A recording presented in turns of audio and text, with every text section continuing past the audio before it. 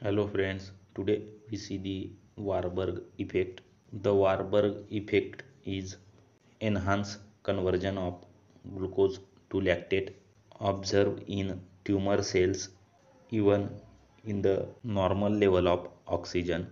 Otto Warburg demonstrated that cancer cells shows an increased dependence on glycolysis to meet their energy needs, converting glucose to lactate rather than metabolizing it through oxidative phosphorylation in mitochondria is less efficient as less ATP is generated per unit of glucose.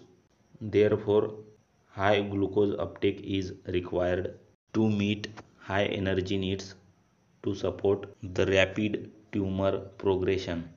The high glycolytic rate also result from low number of mitochondria in tumor cells. In addition, some tumor cell overproduce glycolytic enzymes including an isoenzyme of hexokinase.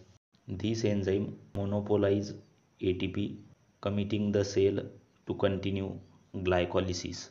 If you like the video, share with your friends and please do subscribe our YouTube channel. Hit the bell icon to get update of latest notification from our channel. Thank you.